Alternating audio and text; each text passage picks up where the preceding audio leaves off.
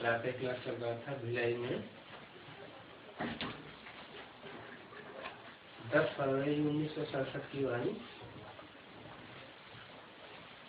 बात चल रही थी। इस महाभारत लड़ाई के बाद सत्य स्थापन होता है और उस सत्युग में वहां लक्ष्मी नारायण का राज्य होगा। अभी पुराना कलयुग खत्म हो रहा है और नया युग सतयुग आ रहा है। अभी बाप कहते हैं जाग जाओ, कुंभकर्ण की नींद छोड़ दो, क्योंकि अभी नई दुनिया आती है और नई दुनिया को स्वर्ग कहा जाता है, पुरानी दुनिया को नरक कहा जाता है। क्यों?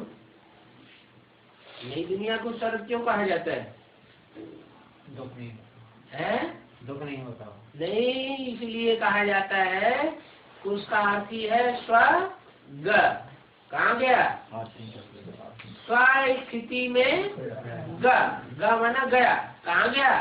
जो भी देवताएं होते हैं वो स्व स्थिति में स्थित रहते हैं पर चिंतन नहीं करते, इसलिए वो स्वर्ग में रहते हैं। और यहाँ इस दुनिया में क्या होता है?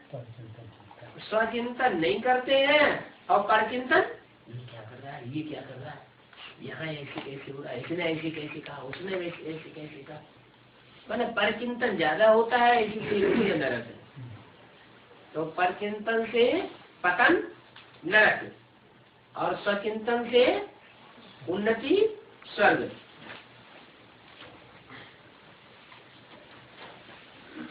तो ये नया रास्ता है क्या? स्वर्ग बनाने का और नरक बनाने का। क्या क्या नया रास्ता बताया? स्वचिंतन में रहेंगे तो स्वर्ग बनेगा और परचिंतन में रहेंगे तो नरक बनेगा। ये नया रास्ता घर जाने का भी है और स्वर्ग जाने का भी है। कोई इस रास्ते को जानते नहीं है, बाप ही आकर के बताते हैं। स्वर्ग अलग है और शांति धाम अलग है, जहाँ आत्मा रहती है। आत्माएं दोनों जगह रहती हैं, लेकिन स्वर्ग में शरीर के साथ रहती है और शांति धाम में शरीर नहीं होता है, सिर्फ आत्माएं रहती है।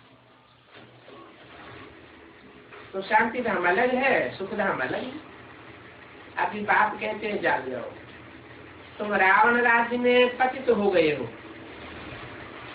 इस समय सभी भ्रष्टाचारी पापात्मा हैं,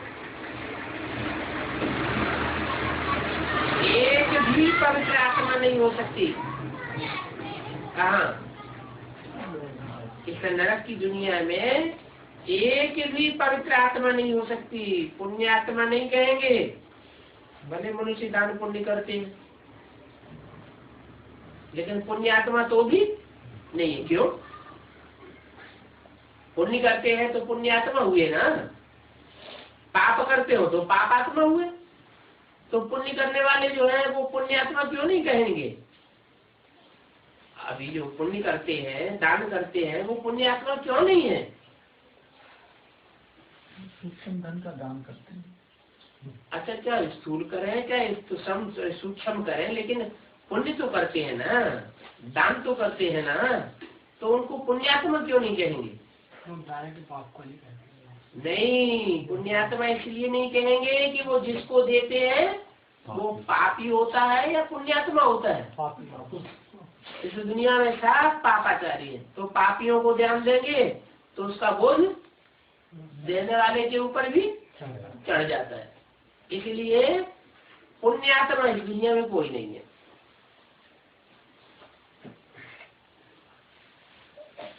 पतित आत्माएं यहाँ कलयुग में होती हैं। इसलिए कहते हैं ईश्वर बाबा हमको आकर के पावन बनाओ। ये पवित्रता की बात है। कौन सी बात? कि पुण्य दान को कहा जाता है। काहे का दान है? विकारों का तो दान ठीक है, उसको भगवान को देना है, लेकिन दूसरों को क्या देना है? पवित्र वाइब्रेशन का ज्ञान दान, पवित्र संकल्प का दान, पवित्र वाचा का दान। कोई ऐसी वाचा हमारे मुख से नहीं निकल जाए जो दुर्वासा वाली वाचा हो, दूसरे को दुख देने वाली वाचा हो, ग्लानि किसी के निकालने वाली वाचा हो, और जो कर्मेंद्रियों से जो हम कर्म करें वो भी पवित्र हो। अपवित्र कर्म कर्मेंद्रियों से न हो जाए।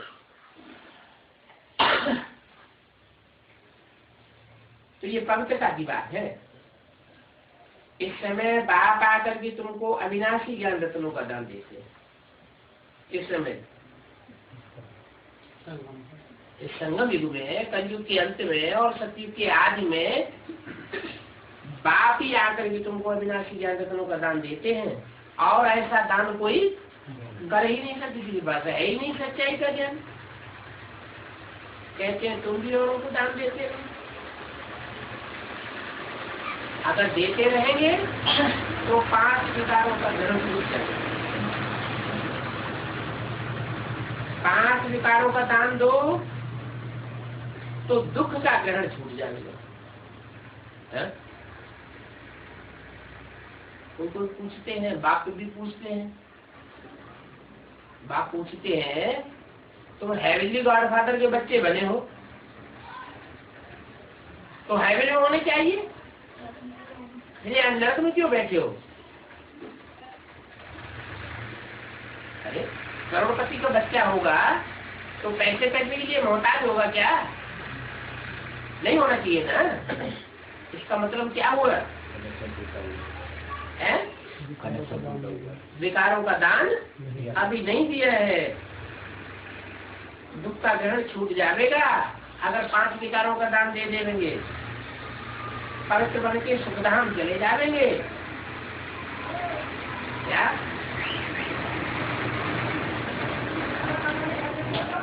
सुखधाम कब जाएंगे? स्वर्ग कब जाएंगे? स्थिति में रहने वालों को 5 विकार अटैक नहीं करेंगे और परचिंतन में रहने वालों को 5 विकार अटैक करते हैं। तो 5 विकारों में नंबर 1 कौन सा है? काम विकार। उसको छोड़ आप पवित्र बन जाओ। कुछ भी कहते हैं ये पतित पावन, हमको आकर के पावन बनाओ। क्या ये नहीं कहते कि हे पतित पावन आओ और ज्ञान सुनाकर चले जाओ। ज्ञान सुनाने के लिए नहीं कहते। क्या कहते हैं? हे पतित पावन आओ और आकर के हमको पावन बनाओ। ऐसे तो ब्रह्मा के तन में आया, ज्ञान सुनाकर चला गया, लेकिन पतित से पावन कोई नहीं बना। क्यों नहीं बना? क्योंकि पतित से पावन बनाने के लिए संग का रंग चाहिए। पावन देवताएं थे, द्वापर में आकर के पतित कैसे बने? जो विधर्मी आत्माएं आई उनके संग के रंग में आकर के पतित बने। तो अनेकों के संग के रंग में आकर के पतित बने तो पावन कैसे बनेगी? जो एक ऊंच के ऊंच बात है, अगर उसका संग करेंगे बुद्धि से तो पावन बनेंगे। बाप कहते हैं अभी मैं फिर आया हूँ। अभी भारत वैश्यालय हो गया है। आलय माने किसका घर हो गया है? अभी सारा भारत वैश्याओं का घर हो गया है। बाप कहते हैं मैं वैश्यालय बनाने के लिए आया हूँ। वैश्यालय जो विशेष हो गया है, विश्व भरी दुनिया हो गई है, विषय विकारों से भरी हुई ये दुनिया हो गई है, इसको मैं अब फिर से क्या बनाने आया हूँ? निर्विकारी दुनिया बनाने आया हुआ हूँ। ये भी खेल है। मैं आकर के निर्विकारी बनाता हूँ और रावण आकर के विकारी बना देता है। मैं आकर के सुखी दुनिया बनाता हूँ और रावण आकर दुखी दुनिया बना देता है।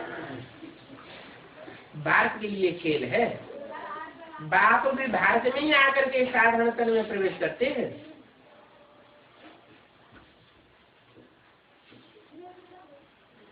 फिर उनकी भी बायोग्राफी बैठ सुनाते हैं। किनकी है? उनकी माने किनकी? ये बातें किसके तन में बोली? ब्रह्मा के तन में बोली। तो ब्रह्मा के तन में जब बोल रहे हैं तो इनकी भी बायोग्राफी बताते हैं बैठ करके। ये क्यों नहीं कहा? उनकी भी बायोग्राफी बताते हैं। जिसकी बायोग्राफी बताते हैं उसको दूर क्यों कर दिया? कि जिस तन में प्रवेश करके पतितों को पावन बनाते हैं उसकी जीवन कहानी बताते हैं। इनकी जीवन कहानी बैठ नहीं बताते हैं। इनकी माने किनकी? ब्रह्मा बाबा की नहीं बताते हैं। ये है सभी ब्राह्मण ब्राह्मणियां और ये है प्रजापिता ब्रह्मा और ये सब है उनकी औलाद। किनकी? प्रजापिता ब्रह्मा की। तुम सबको पवित्र बनने की युक्ति बताते हैं। ब्रह्मा कुमार और कुमारियां तो तुम विकार में नहीं जा सकते हो, क्योंकि तुम एक प्रजापिता ब्रह्मा कुमार के, एक प्रजापिता ब्रह्मा के बच्चे हो, एक बाप के बच्चे हो। तो आपस में भाई बहन है, आपस में विकार में नहीं जा सकते। तुम ब्राह्मणों का ये एक ही जन्म है? क्यों?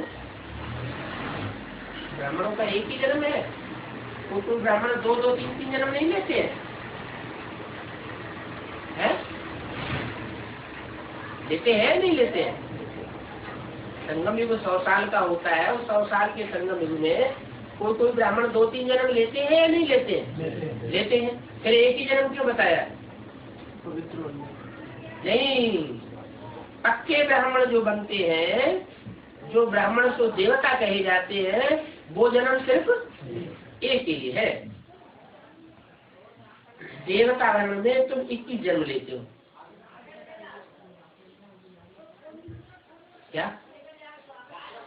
3-3 जन्म तो होते हैं, कोई के 2-2 जन्म भी होते हैं, लेकिन तुम सिर्फ देवता वर्ण में एक ही जन्म लेते हो।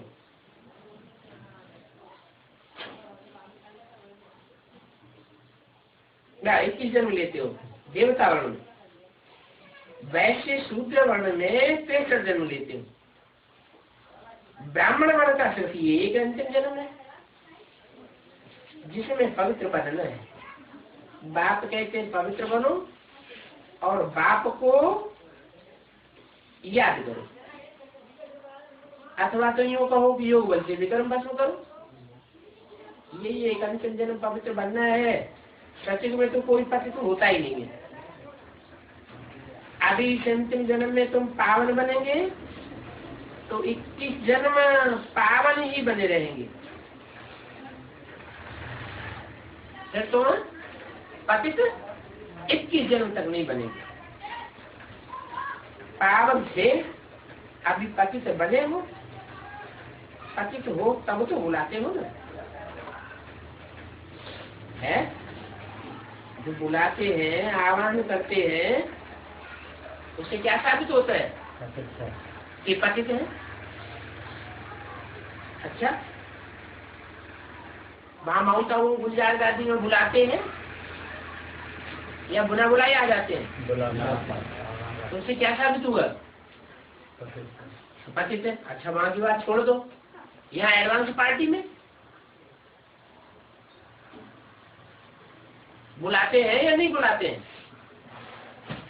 बिगड़ बुलाए आते हैं। बुलाते नहीं, अंदर अंदर से लगन नहीं है बाबा आ जाए बोलते हैं? आ जाए, अंदर अंदर बुलाते हो ना।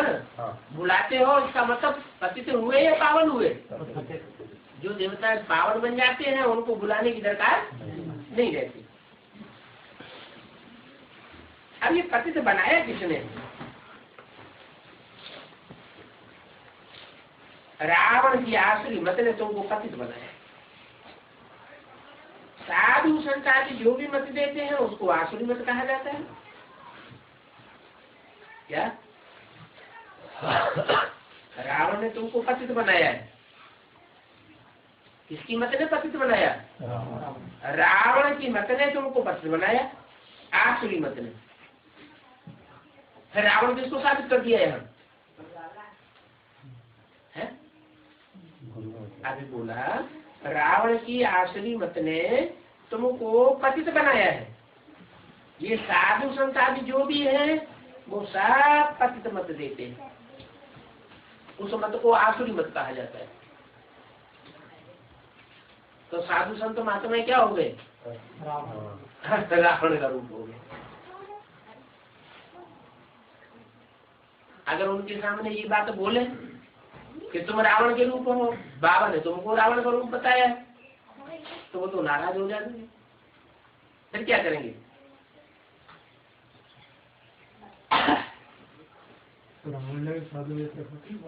हाँ, रावण ने साधु रूप धारण किया था, तो रावण साधु रूप धारण करके आया हुआ।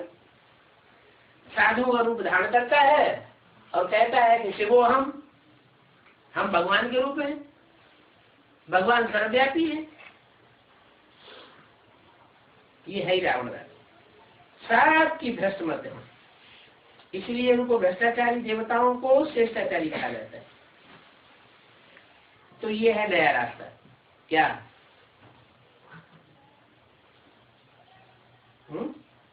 इनको माने किनको श्रेष्ठाचारी कहा जाता है? लक्ष्मीनारायण का चित्र बाजू में रखा रहता था, वो इशारा करके बोलते थे इनको श्रेष्ठाचारी और रावण को भ्रष्टाचारी कहा जाता है। तो ये नया रास्ता है। सिवाय मेरे तुम बच्चों को रावण राज्य से और रावण राज्य के दुखों से कोई भी लिबरेट नहीं कर सकता। सभी काम की इच्छा पर बैठ भस्म हो गए। कहाँ की बात बताई? शास्त्रों में कहीं ये बात आई है कि भस्म हो गए ज्ञान सागर के बच्चे?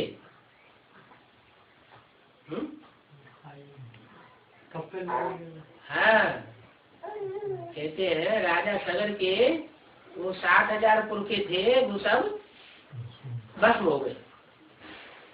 उनको साप दिया, जाओ भस्म हो जाओ, तो सब भस्म हो गए। फिर उनके लिए क्या किया गया? फिर गंगा लाई। तो पानी की गंगा थोड़ी लाई, ये तो ज्ञान की गंगा की बात है। तो मुझे आकर के ज्ञान की इच्छा पर बिठाना पड़ता है और ज्ञान जल डालना पड़ता है। साधु संत महात्मा है, कोई अनुष्ठान आकर के कराते हैं तो अंजलि में जल लेते हैं और यूं यूं करके फेंको, पवित्र बनाओ। वो स्थूल जल की बात तो है नहीं, है तो ज्ञान जल की बात। ज्ञान जल डालना पड़ता है, सबकी सदगति करनी पड़ती है। जल के छींटे इधर उधर चारों तरफ, वो तो भक्ति मार्ग में फैलाते हैं। बाप कहते हैं सबको सदगति करनी पड़ती है। जो आकर के पढ़ते हैं उनकी सदगति होती है, और आकर के पढ़ते ही नहीं।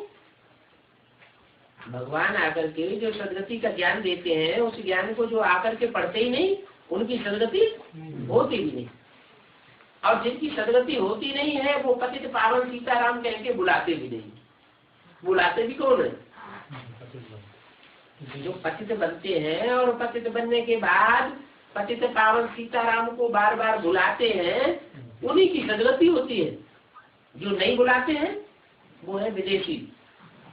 वो पतित पावन सीताराम को बुलाएंगे नहीं कि तुम आओ, तो उसका तिरस्कार करते हैं। जो पतित पावन सीताराम का तिरस्कार करने वाले हैं वो उनको आवाहन नहीं कर सकते। तो जो बुलाते हैं उनकी सदगति होती है, बाकी सब चले जाते हैं परमधाम। जाओ घर में जाके बैठो। 10 फरवरी संस्कृत की वाणी का दूसरा पीर।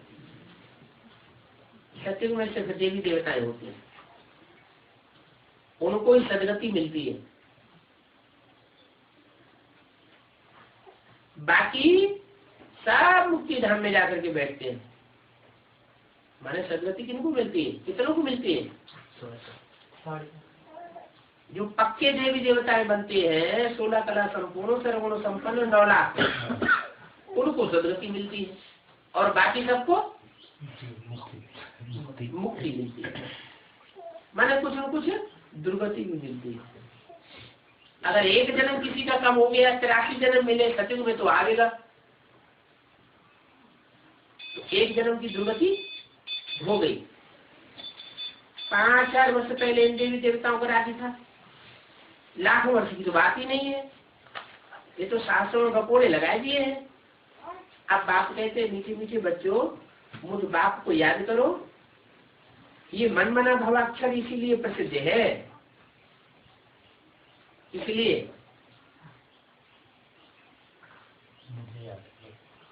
क्योंकि मैंने आकर के बताया है कि मुझे याद करोगे तो मेरे जैसे बन जाओगे, तुम्हारे संकल्प मात्र भी मेरे समान चलेंगे।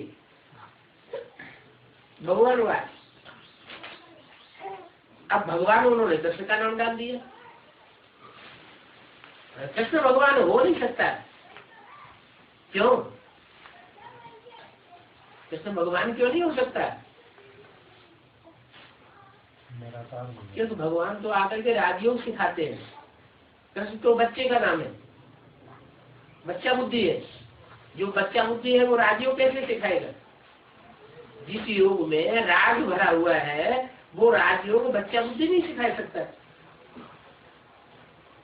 तो कृष्ण कोई भगवान नहीं है। शिव बाबा आकर कृष्ण की महिमा जो कि पवित्र थी, 84 जन्म लेकर के अब पतित बनी है, उन कृष्ण को भी आकर के पावन बनाता हूँ। 84 जन्मों में नाम रूप देश काल सब बदल जाता है। इसका क्या हो जाता है? नाम रूप देश काल बदल करके। क्योंकि आज में जो कृष्ण था वो 84 जन्म के बाद ज्यादा लेख राज का नाम रूप बन जाता है। तुम्हारे भी हर जन्म में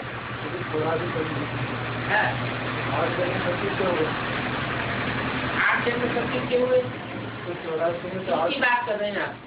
नहीं, जैसे 84 में तो 8 घंटा तो सेवा कैसे सोचता है?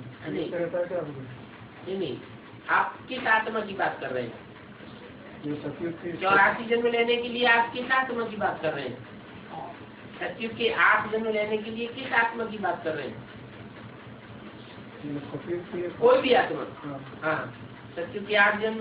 84 में तो 8 में 76 आपकी प्रकटता 76 होती है, तो ये क्या हम बात का जिससे संबंध है? हाँ, तो जो सत्युग है, जो सत्युग में अधिष्ठाता कौन है? जो सत्युग का मुखिया है वो कौन है? पहली आत्मा कौन है?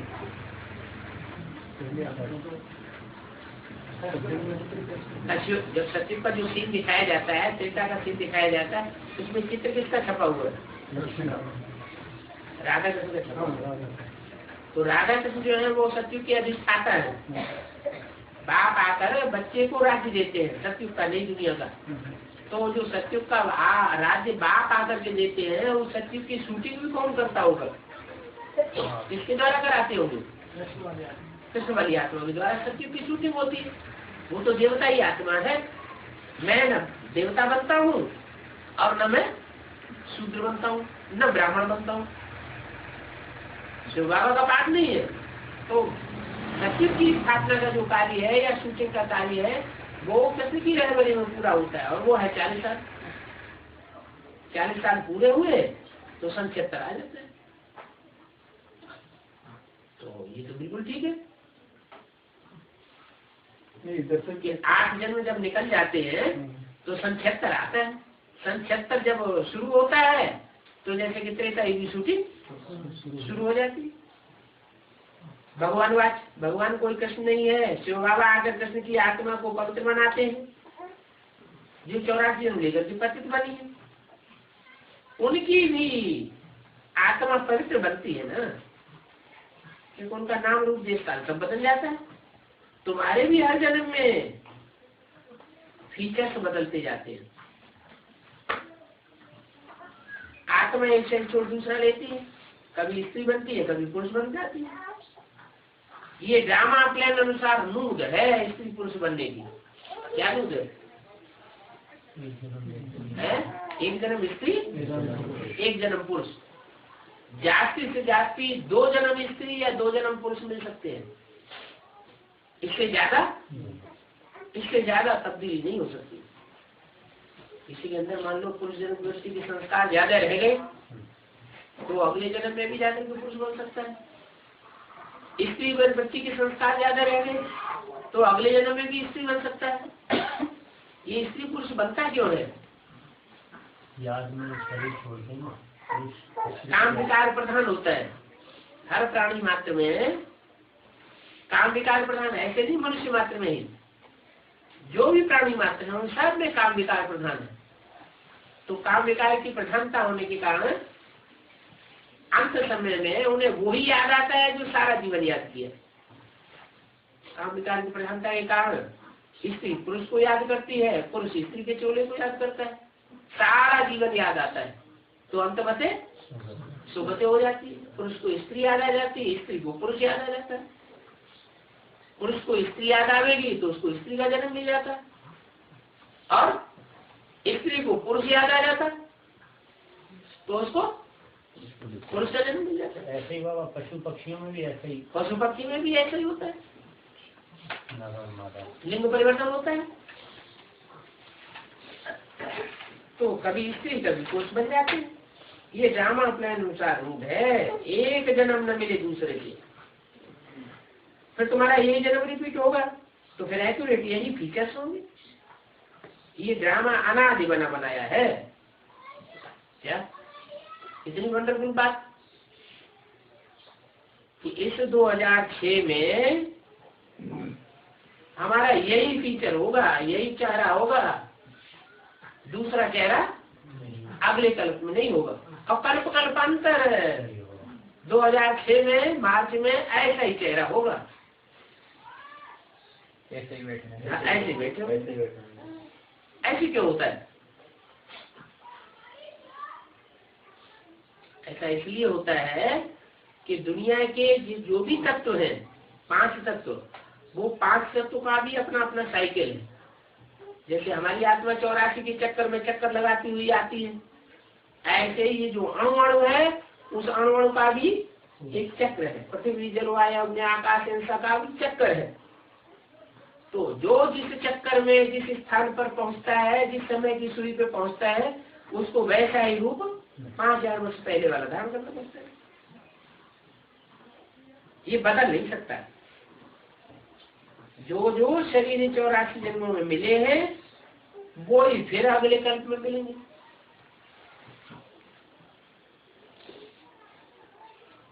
परिवर्तन नहीं होगा। श्री कृष्ण को जो शरीर सत्युग में था वो फिर वहां मिलेगा। वो आत्मा तो अभी यहाँ है। अभी तुम जानते हो हम सो बनेंगे, ये लक्ष्मण के फीचर्स एक्यूरेट नहीं है। कौन से? जो लक्ष्मण का चित्र बनाया हुआ है वो एक्यूरेट फीचर्स नहीं बनाए, बनेंगे, एक्यूरेट बनेंगे। ये बातें नया कोई नहीं समझ सकते। अच्छी रीति जो किसी को समझाओ तो 84 का चक्र समझ सकेंगे और समझेंगे बरोबर। हर एक जन्म में नाम रूप फीचर्स आदि अलग अलग होंगे। अभी इनके अंतिम 84 जन्म के फीचर्स ये है, इसलिए लगभग थोड़ा दिखाया है। क्या क्या थोड़ा दिखाया है? लक्ष्मण जी फीचर्स हैं जो चित्र में दिखाए गए हैं वो सत्युग के फीचर्स से थोड़े मिलते जुलते दिखाए हैं, पूरा एक्यूरेट नहीं है। अगर इतना भी न दिखाए तो मनुष्य समझ नहीं सकते। तुम बच्चे जानते हो ये मम्मा बाबा ही फिर ये लक्ष्मण बनते हैं। यहाँ तो 5 तत्व तो पवित्र नहीं है। यहाँ शरीर सब पतित तमो प्रधान है। सत्युग में शरीर भी सब पावन होते हैं। कृष्ण को मोस्ट ब्यूटीफुल कहते हैं। कैसा कहते हैं? Most beautiful. क्यों? सतयुग में कृष्ण को मोस्ट ब्यूटीफुल कहते हैं, सतयुग में कहते हैं, अभी कहते हैं, तो भक्ति मार्ग में कहते हैं। कृष्ण को मोस्ट ब्यूटीफुल कहाँ की बात है, कहाँ कहते हैं? भक्ति मार्ग में कहते हैं। भक्ति मार्ग में कहाँ की बात है? संगम की बात है, माने सत्य की कृष्ण की बात नहीं है मोस्ट ब्यूटीफुल की। कहाँ की है? जो संगम की कृष्ण है वो मोस्ट ब्यूटीफुल होता है, नेचुरल ब्यूटी होती है। यहाँ विलायती में भले गोरे मनुष्य हैं, परंतु उनको देवता थोड़े कहेंगे, दैवी गुण तो होते ही नहीं है। तो बात कितनी अच्छी रीति में समझाते हैं। अभी ऊंची से ऊंची पढ़ाई है, जिससे तुम्हारी कितनी ऊंची कमाई होती है, अनगिनत धन तुम कमाते हो। वहां तो हीरो जवाहरातों के महल थे, कहाँ? हीरे जवाहरातों में है, वहाँ महल बनाने की दरकार पड़ेगी? वहाँ सर्दी गर्मी होगी है? देवान होगा? देवान भी नहीं होगा, सर्दी गर्मी भी नहीं होगी। चोर डकैतों का डर होगा? चोर डकैतों का भी डर नहीं होगा। तो महल मानिया टालियां क्यों बनाएंगे? दीवारें बनाने की दरकार क्यों होगी? है महल माना किला, किला माना संगठन रूपी के लिए। आदि तो सब गुम हो गए हैं। अपरम अपार कमाई है 21 जन्मों के लिए, इसमें बहुत बहुत मेहनत चाहिए। जय अभिमानी बनना है, हम आत्मा है, ये पुराने से छोड़ अब वापस अपने घर नंगे जाना है। बाप अभी सभी को लेने आए हैं। हम आत्मा ने 84 जन्म अभी पूरे किए, अभी फिर पावन बनना है, बाप को याद करना है, नहीं तो कयामत का समय है, सजाएं खा करके वापस चले जाएंगे। हिसाब किताब तो सभी को चुप करना ही है। भक्ति मार्ग में काशी करवट खाते थे तो कोई भी मुक्ति को नहीं पाते थे, फिर क्यों खाते थे? समझते हैं? नहीं,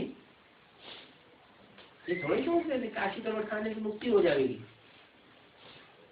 परंपरा नहीं, वहाँ ये समझते थे कि काशी करवट खावेंगे, शिव के ऊपर बलिहार जावेंगे, अर्पण होंगे, सरेंडर होंगे, तो हमारे पूर्व जन्म के सारे पाप भस्म हो जाते। लेकिन ये नहीं जानते थे कि अर्पण होने के बाद भी अगला जन्म मिलता है। तो जब अगला जन्म मिलता है तो फिर तेजी से पाप करना शुरू कर देते हैं। ये तो पति दुनिया होती। बाकी ऐसे नहीं है कि शिव के ऊपर कोई सरेंडर हो जाए तो उसके पाप कर्म हमेशा के लिए खत्म हो जाएंगे। नहीं, पिछले पाप कर्म भस्म हो जाते हैं। तो वो है भक्ति मार्ग। और ये है वहाँ तो भक्ति मार्ग में जड़ लिंग के ऊपर कुएं में जाकर कूदते थे, और यहाँ के चैतन्य ज्ञान सागर आया हुआ है, लेकिन जो आया हुआ है अगर उसको पूरा पहचाना नहीं और बिना पहचाने ही अर्पण हो गया अंधेरे में अंधश्रद्धा पूर्वक, तो मुक्ति मिलने की बात नहीं है। मुक्ति तब ही मिलेगी जबकि मैं जो हूँ, जैसा हूँ, जिस रूप में पार्ट बजा रहा हूँ उस स्वरूप को पूरा पहचान। बाप तो कहते हैं मेरे साथ रहने वाले मेरे को पूरा नहीं पहचान पाते। क्या? जो मेरे साथ रहते हैं, साथ सोते हैं, साथ खाते हैं, साथ खेलते हैं, वो भी मेरे को पूरा नहीं पहचान पाते। जब पूरा नहीं पहचान पाते हैं तो क्या अंजाम होता है? फिर मेरा साथ छोड़ देते है। तो ये ज्ञान मार्ग। अब यहाँ कोई जीव घात करने की बात नहीं है। भक्ति मार्ग में तो काशी करवट खाने जाते थे तो कुएं में जो खाना लगा हुआ होता था, तो ऊपर एंगल होता था, एंगल से सीधे कूदते थे, खाने में जाके कट के खलास हो जाते थे। वो तो जीवघात हो गया। यहाँ जीवघात की बात नहीं है, काय की बात है? जीते जी मरने की बात। श्रीमत पर चलना अर्थात जीते जी मरना। वो है जीव घाती। फिर भी भावना तो उनमें रहती है ना। तो जिनमें भावना रहती है उनमें भी कोई मुश्किलात साहस करते हैं। बाकी मुक्ति व जीवन मुक्ति नहीं मिल सकती है। यहाँ तो तुमको मुक्ति जीवन मुक्ति मिलती है। बाप बिना मुक्ति जीवन मुक्ति कोई दे ही नहीं सकता।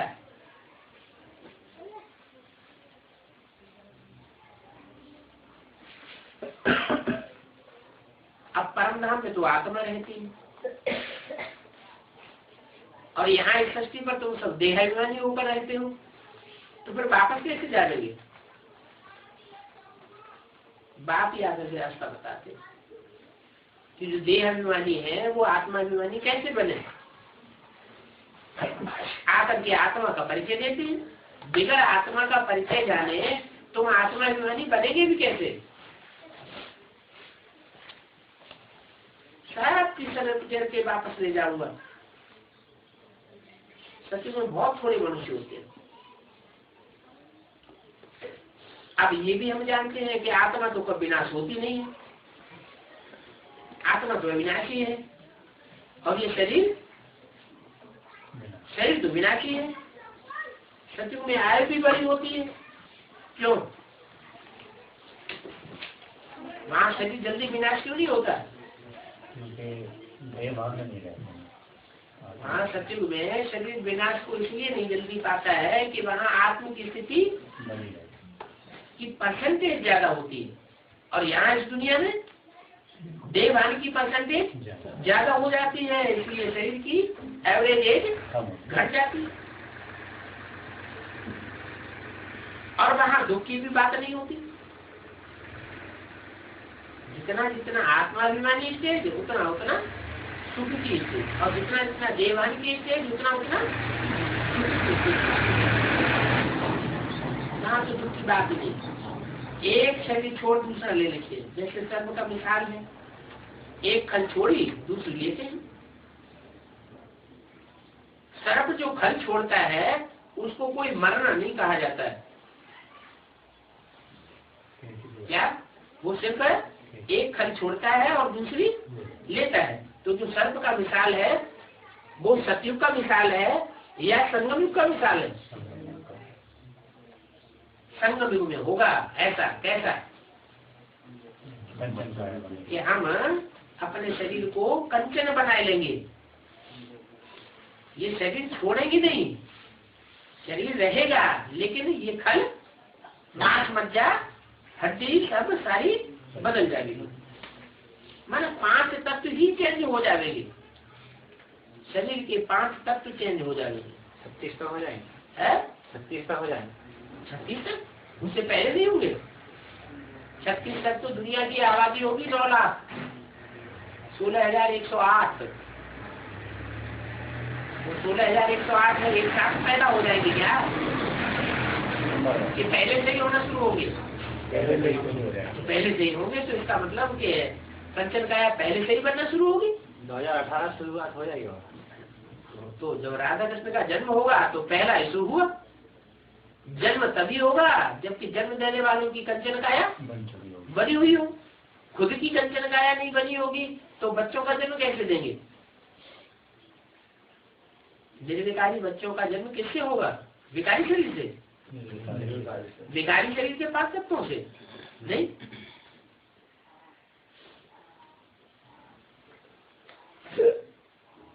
तो सर्प को मरना नहीं कहा जाता है। दुख की बात नहीं होती है, समझाते हैं।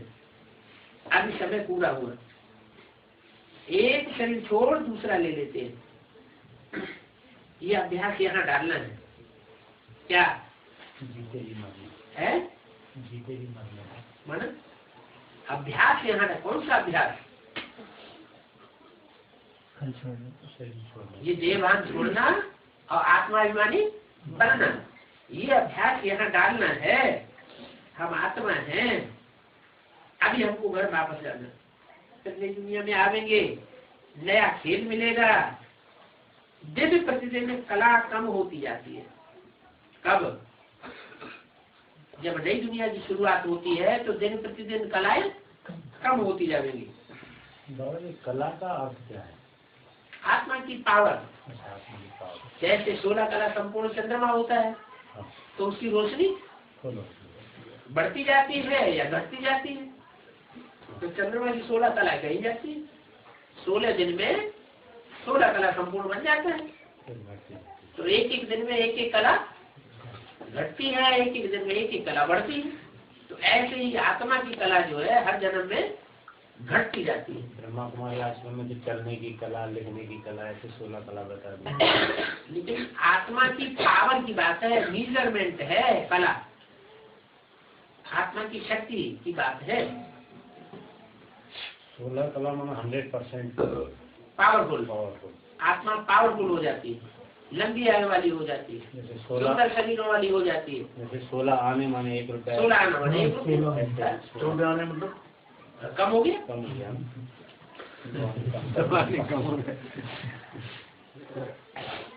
अच्छा, मनुष्यों ने 84 लाख योनियां कह दी। 84 जन्म लेते हैं मनुष्य, लेकिन मनुष्यों ने 84 लाख योनियां कह दी। चलो, मनुष्यों के लिए तो 84 लाख योनियां ही कही, और मेरे को तो अनगिनत कण कण में पत्थर पत्थर में डाल दिए। 84 लाख तो फिर भी कम है, और मेरे को सब में व्यापक बता दिए। इसको कहा जाता है धर्म की ग्लानि।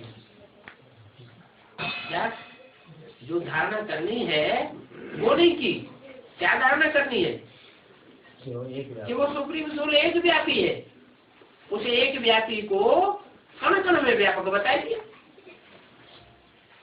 मनुष्य स्वच्छ बुद्धि से बिल्कुल तुच्छ बुद्धि बन गई, तब ऐसा होता है। ये शूटिंग बाबा अभी होना है कैसी? ये जो कड़का में गलत वाली बात है, हाँ, इसकी शूटिंग भी यहाँ ब्राह्मण परिवार में होना है।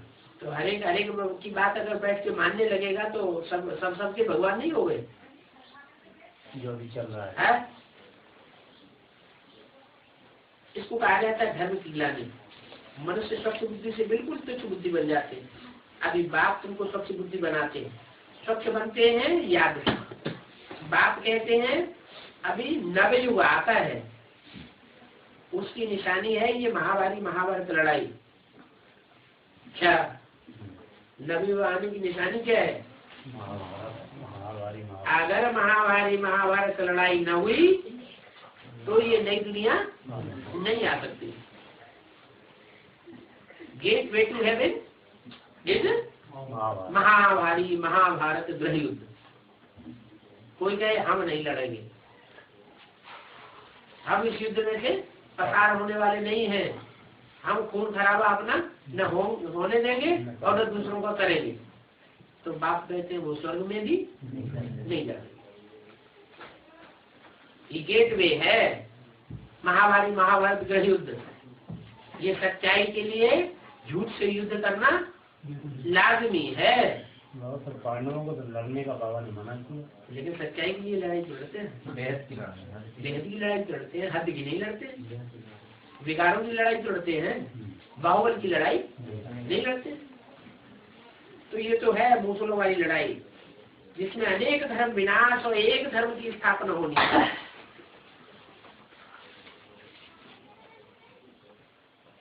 दस फरवरी संस्कार शक्ति वाणी का 3रा पेज। तो जब एक धर्म की स्थापना हुई थी, जरूर भगवान होगा। मनुष्यों का काम है अनेकतावाद फैलाना, द्वैतवाद फैलाना, दो बातें बताना, अनेक मतें फैलाना, और भगवान का काम है एक मत में सारी दुनिया को पिरो देना। तो जरूर भगवान चाहिए ना। कृष्ण यहाँ कैसे आ सकते हैं? ज्ञान का सागर तो निराकार है, वह कृष्ण है। कृष्ण को तो ये ज्ञान ही नहीं होगा, ये ज्ञान ही गुम हो जाता है। तुम्हारे भी फिर भक्ति मार्ग में चित्र बनेगी, रुद्र पूजा होगी। क्या रुद्र भगवान का चित्र बनाते हैं ना, तो चित्र है किसका? तुम्हारा है। तुम्हारे भी फिर भक्ति मार्ग में चित्र बनेंगे, किससे बोला? मेरा नाम तो शिव है, वो शिव नाम कभी बदलता नहीं। जब शरीर बदलते हैं तो नाम बदल जाता है। इसका मतलब जो ज्योति बिंदु शिव है वो कोई शरीर में प्रवेश करके रौद्र रूप धारण करता है। ये कि आदि में भी रौद्र रूप धारण किया था, वो छोटा रूप था, और अभी अंत में सारी दुनिया के सामने विकराल रूप धारण करेगा। भक्ति मार्ग है पुजारी मार्ग, तुम पूज्य फिर पुजारी बनते हो। कलाएं कम होती जाती है, कलाएं कम होती जाती है, तीव्र गति से कलाएं कम कम होती हैं। द्वापर से जब द्वैतवादी हुआ आता है तो तुम भोगी बन जाते हो। क्या भोगी कब कहे जाते हैं? द्वापर से जब हम भ्रष्ट इंद्रियों से भोग करते हैं तो हम भोगी कहे जाते हैं। वहां वो योगी होते हैं। कहा? सत्युग त्रेता में योगी है। योगी वहां क्यों है? वहां भोग नहीं, सुख भोगते नहीं है। क्या सुख तो भोगते हैं, लेकिन श्रेष्ठ इंद्रियों के सुख भोगते हैं। जो ज्ञान इंद्रिया है उन ज्ञान इंद्रियों का सुख भोगते हैं देवताएं, भ्रष्ट इंद्रियों का सुख नहीं भोगते। ऐसे नहीं कि वहां किसी की याद में योग लगाते हैं, वहां तो सब आत्मा की स्थिति में रहते हैं, किसी दूसरे की याद की बात है नहीं। वहां है ही भक्त। कृष्ण को भी योगेश्वर कहते हैं। इस समय कृष्ण की आत्मा बाप के साथ योग लगा रही है।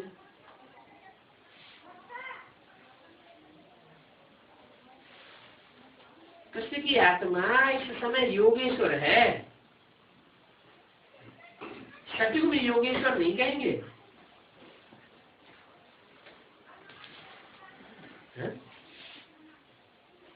कृष्ण को जो योगेश्वर कहते हैं वो कहाँ कहते हैं? सतयुग में कहते हैं, भक्ति मार्ग में कहते हैं, या संगम युग में कहते हैं? जो कहते हैं वो कहाँ कहते हैं? सतयुग के सतयुग के कृष्ण को कहाँ योगेश्वर कहते हैं? जो संगम युगी कृष्ण है उसके लिए भक्ति मार्ग में योगेश्वर कहते हैं। तो कृष्ण को जो योगेश्वर कहते हैं वो योगेश्वर कृष्ण की आत्मा अभी बाप के साथ योग लगा रही है। तो अभी योगेश्वर हुई या बाप योगेश्वर हुआ? बाप योगेश्वर हुआ। कृष्ण की आत्मा इस समय योगेश्वर है। ये किसने कह दिया? अब दो बातें हो गई। किसने बोल दिया? ब्रह्मा बीच में बोल रहे हैं। कृष्ण की आत्मा इस समय योगेश्वर है। सत्य को योगेश्वर नहीं कहेंगे, क्यों? बाबा बुद्धि में सिर्फ इतना ही ज्ञान बैठा हुआ है कि सत्य में योग नहीं लगाते हैं, यहाँ योग लगाते हैं। तो कृष्ण की आत्मा इस समय यहाँ योगेश्वर ये नहीं। अब उससे पहले ऊपर जो है उल्टा वाक्य बोल दिया। इस समय कृष्ण की आत्मा बाप के साथ योग लगा रही है। तो जिसके साथ योग लगा रही है, योग सीख रही है, तो योगेश्वर कौन हुआ? सीखने वाला या सिखाने वाला? तो बाप हुआ योगेश्वर। फिर ये तो दूसरा वाक्य क्या बोल दिया? कृष्ण की आत्मा इस समय योगेश्वर है। ये भक्ति मार्ग का शब्द है बाबा योगेश्वर उनके कृष्ण के लिए, इसलिए ब्रह्मा बुद्धि में क्या बैठा है कि योगेश्वर का प्रैक्टिकल साकार रूप पर्सनालिटी कौन है? तो बाबा ऐसे मुरली पढ़ने में मतलब आमतौर से क्लियर भी तो नहीं हो पाता कि कौन सी वर्डिंग ब्रह्मा बाबा की है और कौन सी सुप्रीम की। ध्यान देंगे तो हाँ, ध्यान देंगे तो वर्डिंग क्लियर होगी। सत्य में योगेश्वर नहीं कहेंगे, वहां तो प्रिंस बनते हैं। तुम्हारी पिछाड़ी में ऐसी अवस्था रहनी चाहिए कि सिवाय बाप की याद के और कोई शरीरधारी याद ना आवे। चलो अभी तो कोई बात नहीं, अभी अगर कोई और दूसरा याद आता है तो चल जाएगा, लेकिन जब पिछाड़ी का टाइम होगा, अंत मते सुगते का टाइम होगा, तो एक बाप के सिवाय और कोई की याद नहीं आवे। शरीर से और पुरानी दुनिया से सारा ममत्व मिट जाए, सन्यासी रहते तो पुरानी दुनिया में ही रहते हैं, पुरानी दुनिया में, परंतु घर बार से ममत्व तोड़ देते हैं। वो ब्रह्म को ईश्वर समझते हैं और उससे योग लगाते हैं। और यहाँ बेहद के सन्यासी है, ब्राह्मणों की दुनिया में जो बेहद के सन्यासी हैं, जो अपने घर बार को छोड़े हुए हैं, लौकिक परिवार को, और योग किससे लगाते हैं? ब्रह्मा से योग लगाते हैं। ब्रह्मा को ईश्वर समझते हैं। किसको समझते हैं? ईश्वर। वो उनके लिए साकार दुनिया में ईश्वर का पाठधारी कौन है? दादा लिख रहा है ब्रह्म। अपन को ब्रह्म ज्ञानी तत्व ज्ञानी कहते हैं कि हमसे बड़ा कोई ज्ञानी हो नहीं सकता। समझते हैं हम ब्रह्म में लीन हो जाएंगे। क्या भक्ति मार्ग कहते हैं ब्रह्मलीन स्वामी जी महाराज। तो ब्रह्म में कोई लीन थोड़ा ही होता है। बाप कहते हैं वो सब रंग बातें हैं। कोई भी अपनी आत्मा को किसी की आत्मा में लीन नहीं कर सकता, या कोई की भी आत्मा परमात्मा में हमेशा के लिए लीन हो नहीं सकती। राइट बात मैं ही आकर के बताता हूँ और सब रंग बातें बताते हैं। मुझे ट्रुथ कहा जाता है, गॉड इज ट्रुथ। कोई आत्मा को नहीं कहा जाता ट्रुथ। भारतवर्ष में सत्यनारायण की कथा गाई जाती है। क्या एक नारायण ही सत्य है, सत्य लक्ष्मी की भी कथा नहीं गाई जाती। जो सदा साथी साथनी है, चिर संगिनी है, जीवन साथी है, वो भी झूठ। सत्य कौन? सिर्फ एक सत्यनारायण। तो बात समझाते हैं कि याद की यात्रा बड़ी पक्की चाहिए। ज्ञान तो बहुत आसान है, देही अभिमानी बनने में बहुत मेहनत है। बाप कहते हैं किसी की भी देह को याद नहीं करो।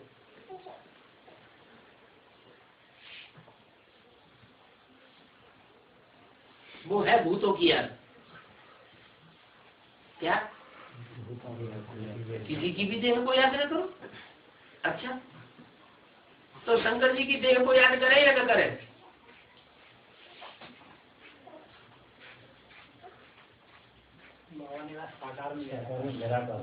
साकार में निराकार को याद करना है।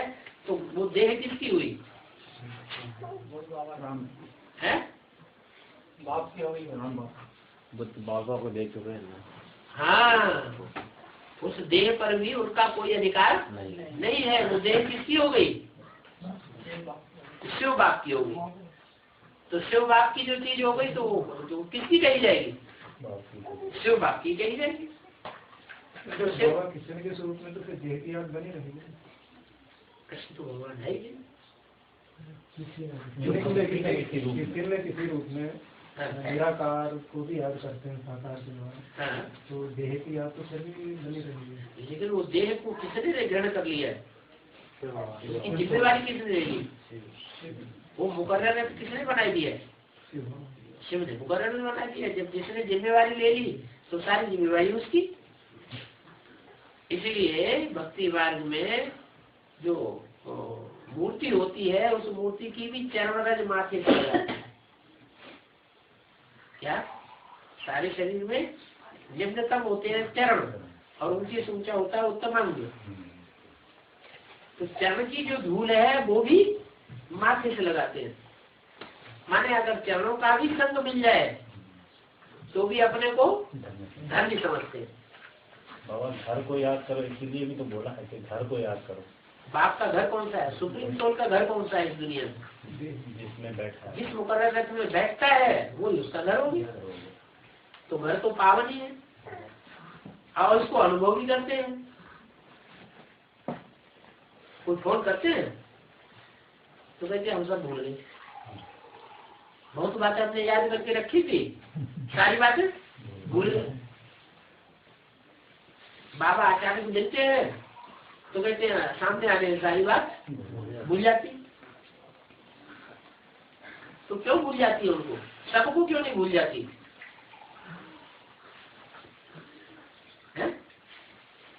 कोई तो सामने बैठ कर जो ढेर सारे प्रश्न आते हैं और कोई को बिल्कुल प्रश्न आते ही नहीं, कहते हम तो सब भूल जाते हैं, बाबा को भूल जाते, कुछ याद नहीं रहता।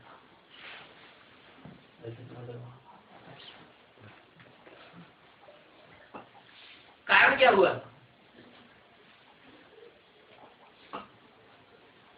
है? अरे कुछ तो कारण होगा।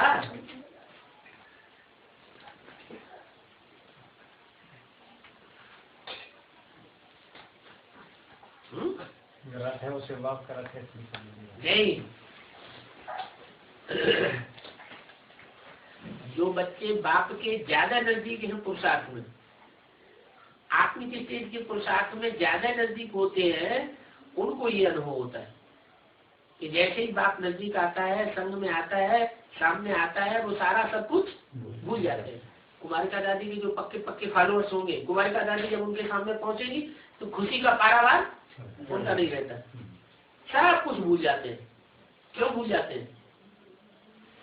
वो जन्म जन्मांतर की छाप उनके अंदर पड़ी हुई है। तो बाबा जो प्रश्न करते हैं इसका मतलब उनकी आत्मिक स्थिति। अब प्रश्न करते हैं, दो तरह के प्रश्न बताए हैं बेटवाड़ी में। एक होते हैं जिज्ञासा शांत करने के लिए और एक होते हैं प्रश्न अपोजिशन करने के लिए। अब वो उनका भाव क्या है प्रश्न करने का, वो तो वो जाने। मतलब वैसे प्रश्न चलते हैं ना, चलते हैं ना।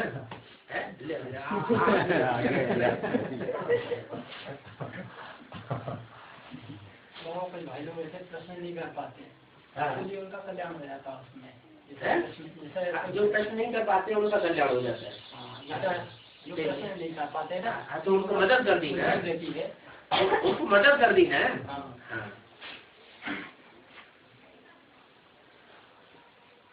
तो बाप कहते हैं किसी की भी देह को याद न करो, वो है भूतों की याद। भूत पूजा है, भूत की याद हो गई ना।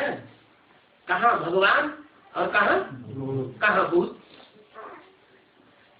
मैं तो अशरीरी हूँ, मतलब मैं तो जिस तन में हूँ उसमें आसक्त होकर के नहीं रहता हूँ। मैं अशरीरी हूँ और आत्माएं वो शरीर में आसक्त होने की स्वभाव वाली है। देह और देह के संबंधों में, देह के पदार्थों में कुछ न कुछ आसक्ति जरूर होती है, हो जाती है। तो देखो, इन आंखों से देखते हुए बुद्धि से बाप को याद करना है। आंखों से देखते भी जाओ, आंखों से देखते हैं देहधारी को, लेकिन याद करते हैं कैसे याद करेंगे? बुद्धि बाबा भी लगी रहे, और आंखें तो साकार को देख रही, देखते हुए ना देखें, देखते हुए देखें। देखना। अच्छा, हम आपको पुकारेंगे कैसे? नाम रूप से ही पुकारेंगे। नाम रूप से पुकारेंगे तो देह याद आएगी, तभी तो पुकारेंगे कि ये कहेंगे हे आत्मा इधर आओ। आत्मा कहेंगे तो बिंदु याद आएगा, और बिंदु का जो स्पेशल रूप है, अपना विशेष आकार है, प्रकार है, वो तो साकार ही होगा। तो साकार को देखेंगे तभी तो नाम रूप याद आएगा, नहीं तो नाम रूप कैसे याद आएगा?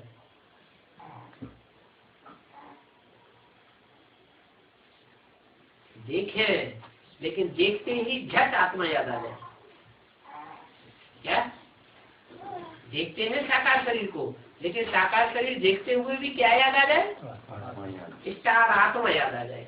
तो आत्मा जहाँ है वहाँ परमात्मा भी मौजूद है। आत्मा से परमात्मा कभी दूर नहीं हो सकता है। ओम शांति।